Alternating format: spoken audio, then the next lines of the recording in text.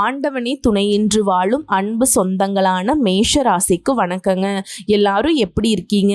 வளமா இருக்கோமா, நலமா இருக்கோமா? அதில் எப்போவுமே சந்தேகம்தான். ஏன்னா மேஷத்திற்கு நான் பல பதிவுகளில் சொல்லியிருப்பேன், எல்லாருக்கும் சாதாரணமாக கிடைக்கக்கூடிய விஷயம் கூட பல கட்ட போராட்டத்துக்கு அப்புறம் தான் மேஷத்துக்கு கிடைக்கும். ஆனால் நிலச்சிருக்கும்.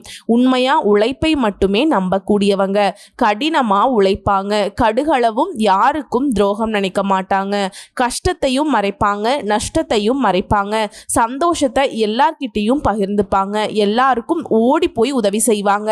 ஒரு இடத்துல தப்பு நடக்குதுன்னா அந்த இடத்துல தட்டி கேட்கக்கூடியவங்களும் இவங்களா தான் இருப்பாங்க.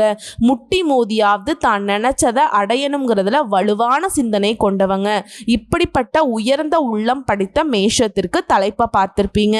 100 ஆண்டுகளுக்கு பிறகு கதவை தட்டும் பத்ர மாளவிய ராஜயோகம்.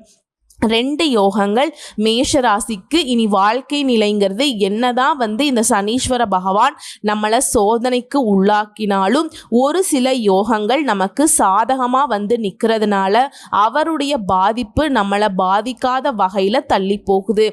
எதனால் நீங்கள் சிறப்பாக இருக்க போகிறீங்க? சொந்த பந்தங்கள் எல்லாமே புரளி பேச போகிறாங்க. எப்படி தான் இவன் மட்டும் நல்லா இருக்கானோ, எப்படி தான் இவன் மட்டும் நல்லா இருக்காளோ, அவ்வளோ கஷ்டப்பட்டாங்க, இப்போ பாரு எவ்வளோ சந்தோஷமா இருக்காங்க அப்படின்னு வயிறு எறிய போறாங்க. சொல்ல போனா அவங்களே உங்களை கஷ்டப்படுத்த நிறைய கெடுதல் வேலையை பார்த்திருப்பாங்க. அதெல்லாம் பழிக்கலையே அப்படின்னு சொல்லி கொஞ்சம் வயிறெறிஞ்சு போவாங்க.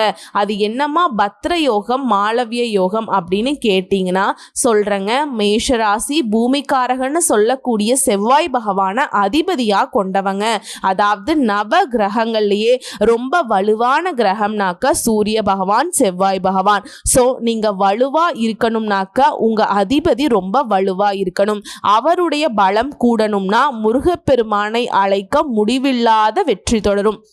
முருகப்பெருமானை மறந்தீங்கன்னா முடிவில்லாத பிரச்சனை தொடரும். இப்போ முடிவு பண்ணிக்கோங்க, முருகப்பெருமானை கூப்பிட போகிறீங்களா இல்லை அமைதியாக இருக்க போகிறீங்களா?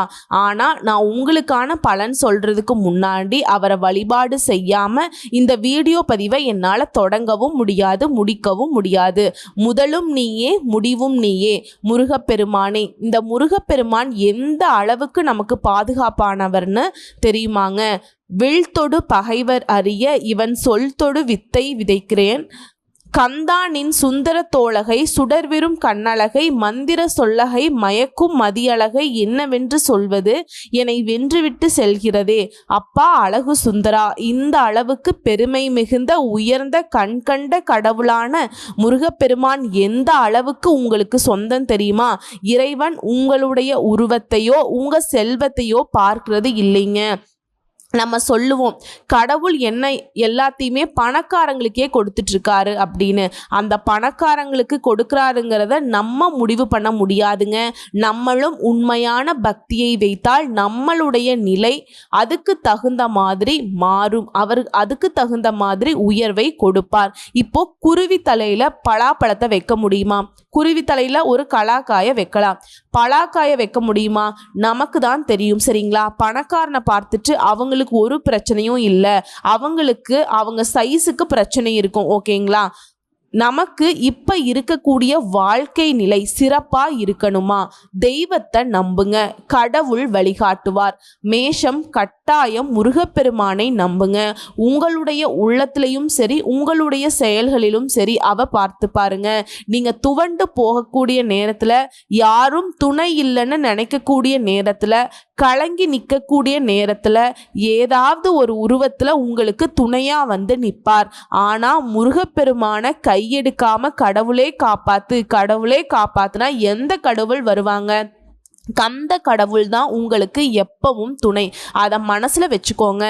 முருகனை ஓம் சரவண பவ, உங்களுடைய முருகப்பெருமானை பற்றி பேச ஆரம்பித்தா இந்த பதிவே போதாதுங்க. ஸோ அவரை நான் வணங்குறேன், அவரை நீங்களும் வணங்கி இந்த பதிவை பாருங்கள். நல்லதொரு மாற்றத்தை இந்த யோகங்கள், அதுவும் 2 யோகங்கள் உங்களுக்கு சாதகமாக வந்திருக்கு. அதுவும் 100 வருடங்களுக்கு பிறகுதாங்க இந்த மாதிரி யோக அமைப்பு உருவாகி இருக்கு.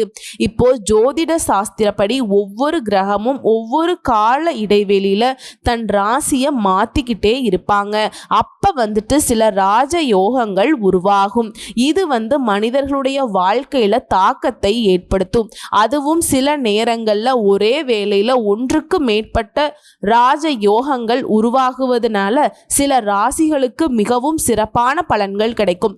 அந்த வகையில வரக்கூடிய ஜூன் மாதத்துல 2 ராஜயோகங்கள் ஒன்னா உருவாக போகுது. அது எந்த கிரகங்களால அப்படின்னு பார்த்தோம்னா, அசுரர்களுடைய குருவான சுக்கிரன் தன்னுடைய சொந்த ராசியான ரிஷப ராசியில நுழைவதனால மாளவிய ராஜயோகம் உருவாக போகுதுங்க. அதே சமயம் புதன் பகவானும் தன்னுடைய சொந்த ராசியான மிதுன ராசியில நுழைவதனால பத்ர ராஜயோகம் உருவாகி இருக்கு. சொல்ல போனா அடுத்தடுத்துங்க ரிஷபம் மிதுனம் இந்த 2 ராசிகள்ல தான் இந்த 2 யோகங்கள் உருவாகி இருக்கு.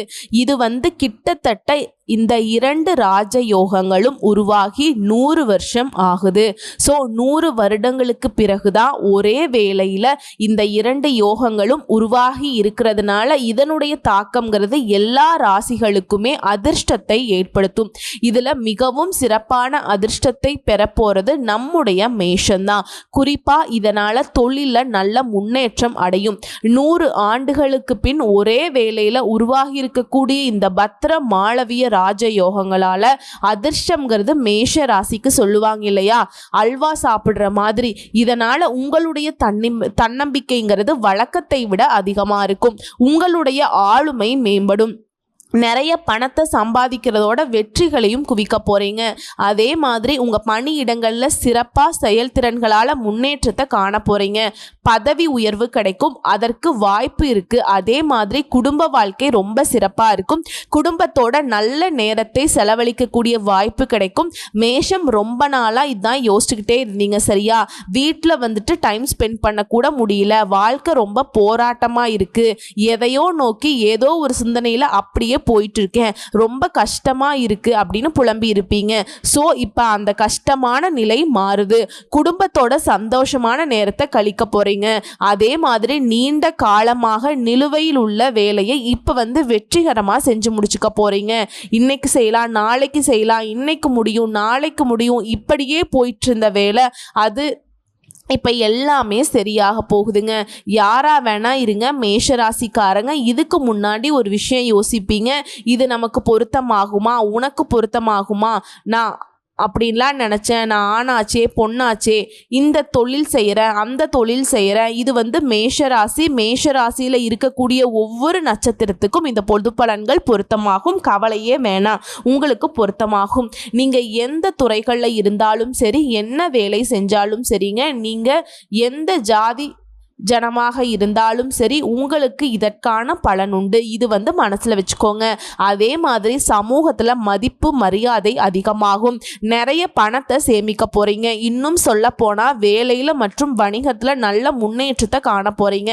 அதே மாதிரி ஒருத்தர் கீழே கை நீட்டி சம்பளம் வாங்கக்கூடிய தனியார் துறையோ அரசாங்கத்துறையோ கூலி வேலை செய்தாலும் சரிங்க, ஒரு முதலாளி கிட்ட சம்பளம் வாங்குறீங்க, உங்களுக்கு உயர்வு ஏற்படுதுங்க. ஆஃபீஸ் வேலை பார்க்குறவங்களுக்கு பதவி உயர்வு கிடைக்கும். கூலி வேலை பார்க்குறீங்கன்னா சம்பள உயர்வு கிடைக்கும். அதே மாதிரி இந்த பணியிடங்களில் நிலுவையில் இருக்கக்கூடிய வேலையுமே சிறப்பாக செஞ்சு முடிக்க போகிறீங்க. தொழில் பண்ணுறவங்க ஆண்களுக்கும் சரி பெண்களுக்கும் சரி, அதே மாதிரி வணிகம் பார்க்குறவங்களுக்கு பெரிய லாபத்தை தரக்கூடிய புதிய ஒப்பந்தங்கள் கிடைக்க வாய்ப்பு இருக்குது. நிதி ரீதியாக சிறப்பாக இருக்க போகிறீங்க. ஆரோக்கியம் மேம்படுது. வருமானத்தில் உயர்வு ஏற்படுது. புதிய வருமான ஆதாரங்களை உருவாக்கி கொள்ளக்கூடிய வாய்ப்பு இருக்குது. இது மட்டும் இல்லாமல் தொழில் ரீதியாக அதிர்ஷ்டத்துடைய ஆதரவை பெற போகிறீங்க. விளையாட்டு பயணங்கள் மேற்கொள்ளக்கூடிய வாய்ப்பு கிடைக்கும். எதிர்காலத்தில் லாபத்தை நோக்கி நகர்த்த போகிறீங்க. நீண்ட காலமாக கடின உழைப்புக்கான பலன் கிடைக்கலையேன்னு புலம்பிட்டு இருந்தீங்க இல்லையா, இப்போ சிறப்பான பலன் உங்களுக்கு கிடைக்க போகுது. உழைப்புக்கேற்ற பலன் கிடைக்கும். வீட்லேயுமே அடுத்தடுத்த சுப நிகழ்ச்சிகள் அதிகமாக நடக்க போகுது. நீங்களும் நிறைய சுப நிகழ்ச்சிகளை பங்கேற்கக்கூடிய வாய்ப்பு இருக்குது. இருக்குது. இது மட்டும் இல்லாமல் நீண்ட நாட்களாக உங்கள் மனசில் இருந்த ஆசைகள் எல்லாமே நிறைவேற வாய்ப்பு இருக்குது. அதாவது ஒட்டுமொத்தமாக சுக்கிர பகவானாலையும் புதன் பகவானாலையும் செல்வ செழிப்பு, காதல் வளமை எல்லாத்துக்குமே அடையாளமாக நீங்கள் இருக்க போகிறீங்க. சுக்கிர பகவானை பொறுத்த வரைக்கும் ஒரு மனுஷனுக்கு வாழ்க்கையில் என்னென்ன அதிர்ஷ்டம் கிடைக்கணுமோ எல்லாத்துக்குமே காரணகர்த்தாவாக இருப்பாருங்க. புதன் பகவானை பொறுத்த வரைக்கும் புத்திக்கு அதிபதி. இவங்க 2 பேருடைய கூட்டணிங்கிறது, அதாவது பலசாலி ஒருத்தன் புத்திசாலி ஒருத்தன் எந்த அளவுக்கு நல்ல நிலையில் ஒருத்தன் வாழ முடியுமோ அந்த மாதிரி உங்கள் விருப்பங்கள் எல்லாமே நிறைவேற போகுது. வருமானம் பெருக போகுது. போட்டி தேர்வுகளுக்கு தயாராகிட்டு இருக்கீங்க. அரசாங்க உத்தியோகத்துக்கு ட்ரை பண்ணிக்கிட்டு இருக்கீங்க. நீங்கள் எதிர்பார்த்த மாதிரி அரசாங்க உத்தியோகம் கிடைக்கும். பல வெற்றி வாய்ப்புகள் உங்களை தேடி வரப்போகுது. உத்தியோக பணியில் இருக்கவங்களுக்கு பதவி உயர்வோட சம்பள உயர்வு கிடைக்கிறதுக்கு வாய்ப்பு இருக்குது. பெண்களை பொறுத்த வரைக்கும் ஏகபோக வாழ்க்கை உங்களுக்கு சொந்தங்க. நிறைய பயணங்கள் போவீங்க. இடம் வாங்குறது, நிலம் வாங்குறது, சொத்து வாங்குறது, இந்த மாதிரி எல்லா விதங்களுமே இந்த நேரம் காலம் உங்களுக்கு முற்றிலும் சாதகமா இருக்கு. உங்களுடைய மூதாதையருடைய சொத்துக்கள் எல்லாமே இப்ப கிடைக்க போகுது. நீதிமன்ற கோர்ட்டு கேஸ் வழக்குகள் ஏதாவது இருக்கு அப்படின்னா அந்த தீர்ப்பு உங்களுக்கு சாதகமா அமையும். காதல் விவகாரங்கள்ல வெற்றி வாய்ப்புண்டு. திருமண வாழ்க்கையுமே மகிழ்ச்சிகரமா இருக்க போகுது. ஒட்டுமொத்தமா நீங்க ஒரு விஷயத்துல இறங்குனீங்கன்னா அப்படின்னாக்கா அதிலிருந்து பின்வாங்காத நிலையில முன்னேற்றத்தை பார்க்க போறீங்க. உங்களுடைய ஆளுமை மேம்பட போகுதுங்க. பெரியவர்களுடைய நல்ல உறவு உருவாக போகுது. உங்க உழைப்புக்கான சமூகத்தில் நல்ல பெயர் கிடைக்க போகுது. குடும்பம் மற்றும் திருமண வாழ்க்கையில் அமைதி நிலவ போகுது. வீடு, வண்டி, வாகனம் வாங்கக்கூடிய யோகம் உண்டாகுதுங்க. இன்னும் சிறப்பாக சொல்லணும்னா இந்த 2 யோகங்களும் உங்களுக்கு வந்துட்டு திகட்ட பணமழையில் நனைய வைக்க போகுது. இப்போ புதன் கிரகம் அப்படின்னாவே வணிக வாய்ப்பு, திறன், நல்ல தகவல் தொடர்பு, இதுக்கெல்லாம் காரணகர்த்தா புதன் பகவான். சொல்லப்போனால் புதன் பகவானை பொறுத்த வரைக்கும் நவ கிரகங்களுடைய இளவரசன் தான் நம்ம அடையாளப்படுத்துவோம். இந்த சுக்கிர பகவான் யாரு? அசுரர்களுடைய குரு. இவர் நினைச்சா ஒருத்தருடைய வாழ்க்கையை எவ்வளவு சிறப்பா மாற்ற முடியுமோ அந்த அளவுக்கு சிறப்பா மாத்துவார். சோ இந்த 2 கிரகங்களால தான் மேஷ ராசிகளுக்கு சாதகமான பலன்கள் அள்ளி கொடுக்க போறாங்க. எல்லாத்துலயுமே நன்மை கிடைக்க போகுது. செல்வங்கிறது பல மடங்கு அதிகமாக போகுது. வேலை ரீதியா சரியான முடிவுகளை எடுப்பீங்க. அதிகமா பணத்தின் வருமானம் இருக்கும்.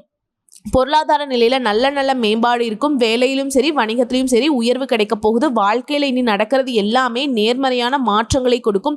அதாவது நல்ல மாற்றங்கள், சாதகமான பலன்கள். புதிய தொழில் தொடங்க நினைக்கிறீங்களா? அதுல கூட உங்களுக்கு வெற்றி கிடைக்கும்.